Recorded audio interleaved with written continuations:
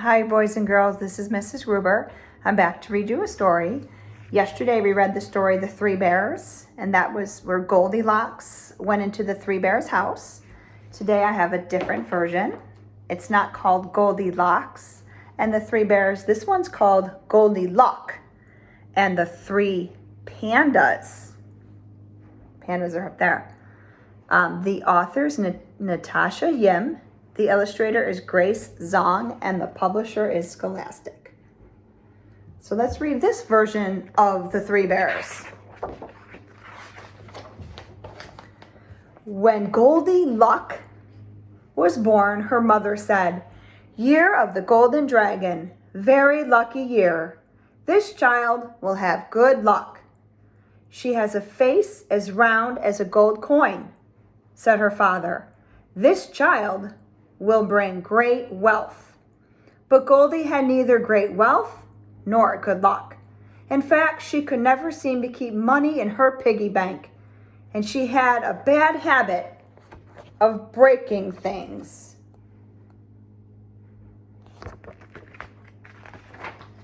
One Chinese New Year, Goldy's mother woke her up and sent her to wish their neighbors Kung Hei Fat Choi. "But Mama, I'm still sleepy and I'm so hungry." "It'll only take a minute," her mother said. "Mr. and Mrs. Chan would enjoy a visit from you. Take these turnip cakes to share with little Chan." "He never shares stuff with me," muttered Goldy. "It's the New Year," her mother warned. "Wash away old arguments and be nice, or you'll have bad luck." Not more bad luck. Last year, she lost the red envelope her grandmother had given her, and her best friend moved away.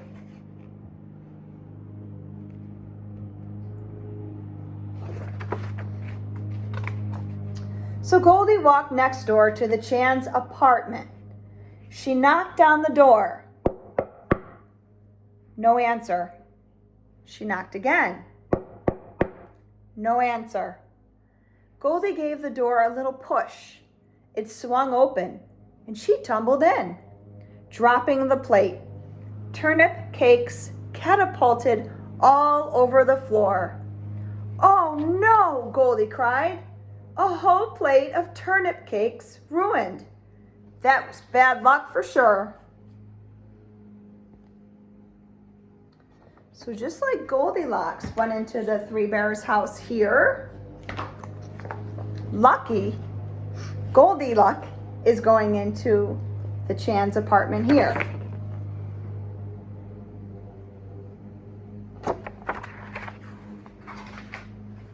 She wandered into the kitchen to find a broom.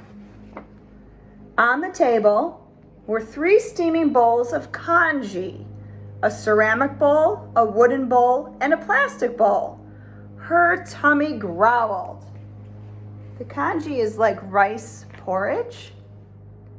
Surely nobody would mind if she had one little bite of rice porridge. She sampled the congee from the ceramic bowl. Ugh, too watery.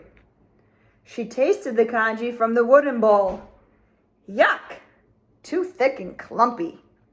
Then she slurped some congee from the plastic bowl. Just right. Before she knew it, she had eaten it all up.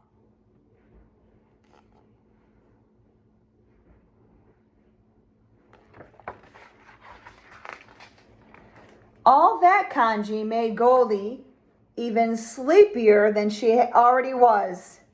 Maybe she could just rest a bit and wait for the Chans. She walked into the living room and saw 3 chairs. She plunked down on Mr. Chan's massage chair. Something hard steamrolled up and down her back. "Ouch!" she cried, springing to her feet. Too rough. Next, she plopped into Mrs. Chan's armchair and disappeared into the fluffy pillows. She felt like stuffing in a pork bun. "Oof," she mumbled. "Too soft." Then she squeezed herself into little Chan's rocking chair.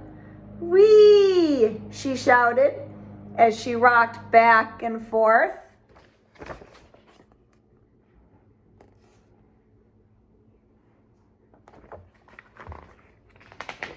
But she pushed too hard and the chair somersaulted backward. It hit the floor with a splintering crash. "Oh no," Goldy exclaimed. 7 years, bad luck. Or was that a mirror? In either case, she was still so sleepy. She ambled into the bedroom to find a place to lie down. Just for a few minutes, she reasoned.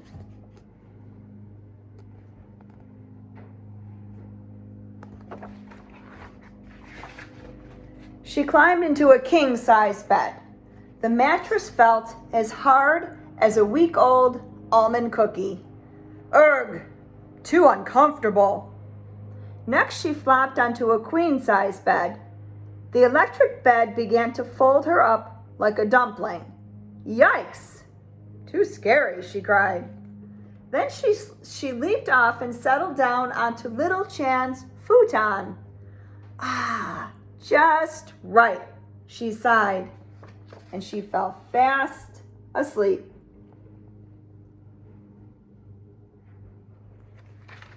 She's sleeping in little Chan's bed. The Chans finally returned home. "Who dropped these turnip cakes all over the floor?" exclaimed Mr. Chan. "And didn't clean them up," added Mrs. Chan. "A whole plate of turnip cakes ruined?" groaned little Chan. Mr. Chan, Mrs. Chan, little Chan, they're panda bears.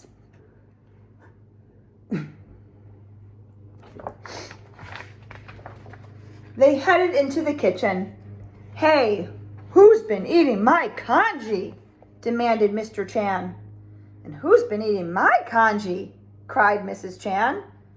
Little Chan wailed, "I don't have any congee. Someone's eaten mine all up." Mr. Chan heard a humming in the living room. He went to investigate. "Someone's turned on my massage chair," he bellowed. "And someone's rumpled the cushions on my armchair," yelled Mrs. Chan. "I don't even have a chair," shouted little Chan. "It's been smashed to pieces."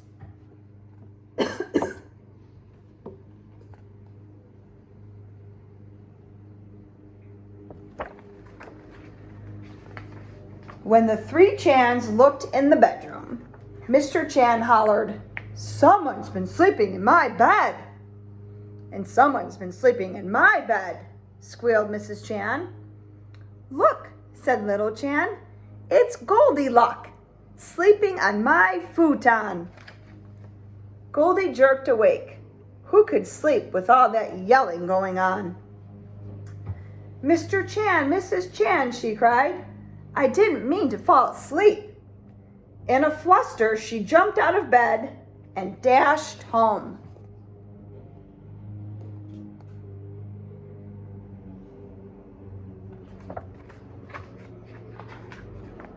Her mother had set out congee for her breakfast.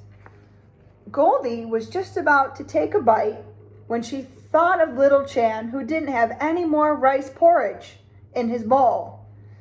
"I'm not really that hungry," she said to her mother, because she ate little Chan's rice porridge.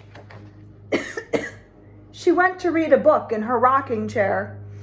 As she rocked back and forth, she thought of little Chan, who didn't have a chair to sit in anymore. "I'm still sleepy. I think I'll go to bed," she said. And she broke little Chan's rocking chair. Goldy climbed into her nicely made bed. She thought of the pillows and blankets she had strewn about in the Chan's bedroom.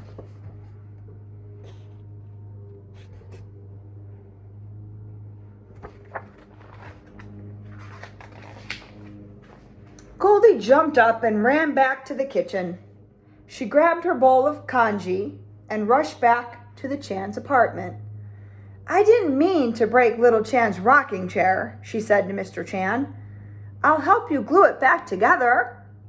I'll fix the blankets I messed up, she said to Mrs. Chan, and make the beds.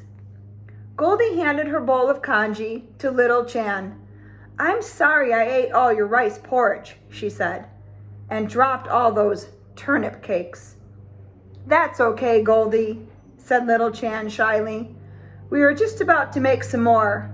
Would you like to help?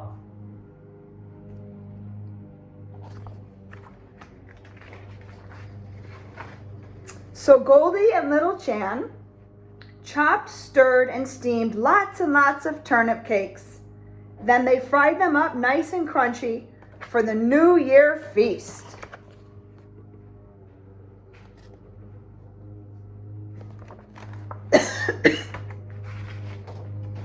Mrs. Chan handed Goldy a red envelope. Kung hei, fat choi, Goldy, she said.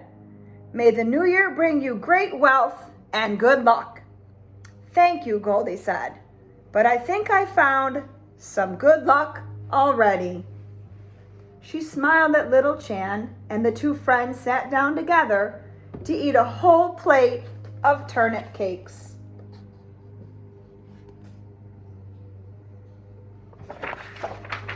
And that's the end of the story of Goldilocks and the Three Pandas. When this video is over, see if you can turn to a family member and tell them one way that these stories were the same, and think of a way that they were different. So I want you to compare the two stories. How were they the same and how are they different? Bye, boys and girls.